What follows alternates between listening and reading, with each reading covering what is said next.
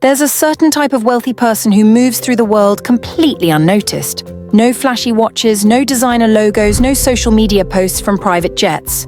They're sitting next to you at the coffee shop, standing in line at the grocery store, driving cars you wouldn't look twice at. But make no mistake, they could buy the entire block without checking their bank account. True wealth whispers while poverty shouts, and today we're decoding the silent signals that separate the genuinely rich from those simply trying to look the part. Today on Exposed Extravagance, we explore the 6 biggest signs someone is secretly wealthy. The first and most telling sign is what they're wearing, or more accurately, what their clothing doesn't display. Secretly wealthy people avoid visible branding like it's a contagious disease. Walk through any affluent neighborhood, and you'll notice something peculiar. The people driving the newest Mercedes S-Class aren't wearing Gucci belts with massive logos. They're dressed in what appears to be simple, understated clothing. But here's what most people miss. That plain navy sweater probably costs $1,500. Those unremarkable-looking loafers, handmade in Italy with a 6-month waiting list. The truly wealthy understand that logos are marketing, and they refuse to be walking billboards. They've transcended the need to prove their status through external validation. Their clothing is about craftsmanship, materials, and fit. Cashmere so fine it feels like air. Egyptian cotton with a thread count you can't find in stores. Bespoke tailoring that makes a simple shirt look like it was painted onto their body. Meanwhile, someone wearing head-to-toe designer labels is often signaling something else entirely. They want you to know they can afford these items. It's the difference between being wealthy and wanting to appear wealthy. One is a state of being, the other is performance art. The secretly rich have learned that quality speaks a language only other connoisseurs understand. It's a quiet flex, visible only to those who know where to look. Next, listen carefully to what wealthy people ask about, and you'll notice they're operating on a different frequency than everyone else. When most people are asking, "How much does this cost?" the secretly wealthy are asking questions that reveal their actual priorities. At a restaurant, they don't ask about the price of the wine. They ask where the fish was caught this morning. They don't ask if the hotel has 5 stars. They ask about the thread count of the sheets and whether the property offers true privacy. These questions reveal a mindset that assumes quality and focuses on specifics that actually impact their experience. They might ask a real estate agent about the water pressure and insulation quality rather than the neighborhood status. They'll inquire about the artisan who made a piece of furniture rather than its style or trend appeal. This behavior stems from having enough resources that price becomes secondary to quality, experience, and authenticity. They've been disappointed enough times by expensive things that didn't deliver to know that cost and value aren't always aligned. You'll also notice they ask thoughtful questions about your expertise, your craft, your opinion. They've learned that valuable information comes from people who actually do the work, not from marketing materials or brand prestige. This curiosity isn't just politeness. It's how they've built their wealth in the first place. They collect knowledge the way others collect things. Now let's talk about how secretly wealthy people treat their time. You will quickly see, like the finite, irreplaceable resource it actually is, their behavior shows it in tangible ways. They're not rude about it, but they're remarkably efficient with boundaries. Meetings have clear start and end times.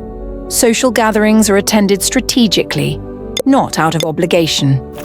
They'll politely decline invitations without the lengthy explanations most people feel compelled to provide. A simple, "I won't be able to make it, but thank you for thinking of me." suffices. You'll notice they're difficult to reach spontaneously. They don't answer calls from unknown numbers. They batch their communications, responding to emails at specific times rather than being constantly available. This isn't aloofness, it's intentional design. Every interruption costs them something they value more than almost anything else: focus and freedom. The secretly wealthy also outsource ruthlessly. They'll pay someone to wait in line, handle their errands, manage their schedule, or research their purchases. Time spent on tasks others can do is time they can't spend on what only they can do, whether that's building businesses, spending time with family, or simply thinking. Interestingly, they're often extremely punctual, which seems contradictory until you realize that being late wastes their own time just as much as others. They've optimized their life to protect their attention and energy because they understand these are the real currencies of wealth. Take a look at how the secretly wealthy spend their leisure time, and you'll find hobbies that can't be bought on impulse or mastered quickly. They're learning classical piano, which requires years of dedicated practice. They're studying rare languages with no practical application. They've taken up woodworking, pottery, or traditional bookbinding. They're into sailing, which demands significant knowledge, skill, and time on the water. They collect first edition books, vintage wines that won't reach maturity for decades, or art from emerging artists who may never become famous. These pursuits share common characteristics. They require patience, cannot be rushed with money alone, and often have steep learning curves. This reveals a fundamental truth about secret wealth. These people have the luxury of playing the long game in every aspect of their lives. Someone truly wealthy doesn't need instant gratification because they're not trying to compensate for scarcity elsewhere in their life. They can invest 5 years learning to speak Mandarin fluently because they're genuinely interested, not because it will immediately pay dividends. They can spend 6 months restoring a vintage motorcycle because the process itself is rewarding. These hobbies also tend to be analog, tactile, and offline. There's minimal social media documentation because the activity itself is the reward, not the perception of the activity. It's another quiet signal. They're building skills and experiences for themselves, not for an audience. Would you believe another clue to finding the secretly wealthy is the way they maintain friendships and connections that cross typical social boundaries? They're friendly with their housekeeper's family, remember their doorman's children's names, and have genuine conversations with the person who details their car. But they're also connected to people at the highest levels of industry, government, and culture. Their network isn't built on status climbing. It's built on genuine relationships with interesting people regardless of their economic position. This happens for several reasons.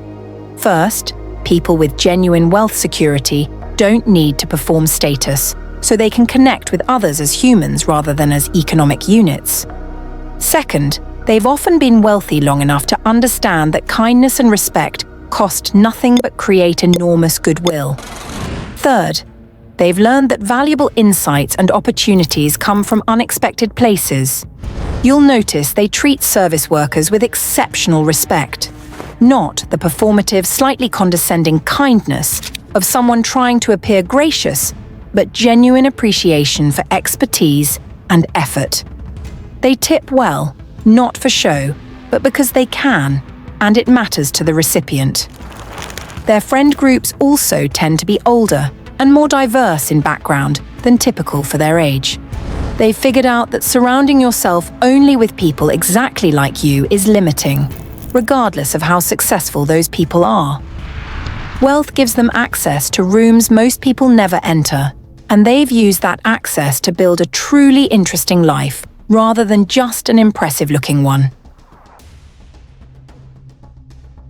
The most bewildering clue are the spending patterns of secretly wealthy. People often confuse observers because they seem inconsistent, but there's always logic underneath. They'll drive a 10-year-old car but own 3 properties. They'll clip coupons at the grocery store but drop $50,000 on a first-class ticket for a last-minute trip. They'll wear the same watch for 20 years but invest in a climate-controlled wine cellar. They'll comparison shop for household items, but pay top dollar for a specific service or experience. This apparent contradiction reveals their actual relationship with money.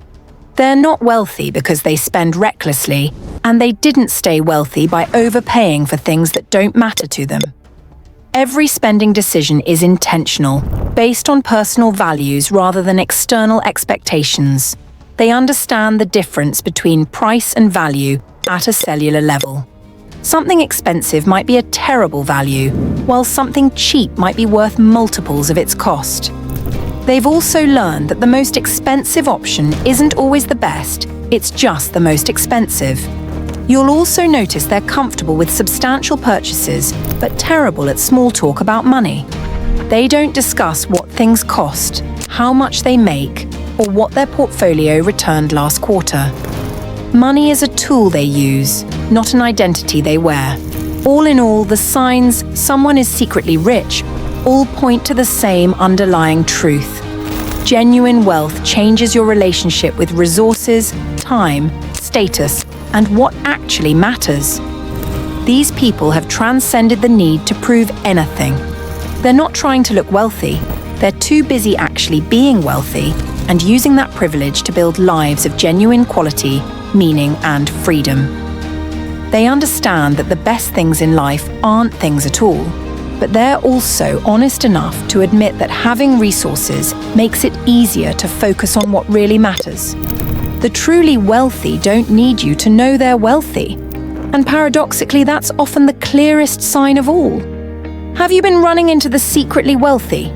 Let us know in the comments. And remember, building real wealth isn't about appearing successful. It's about creating actual value and freedom in your life.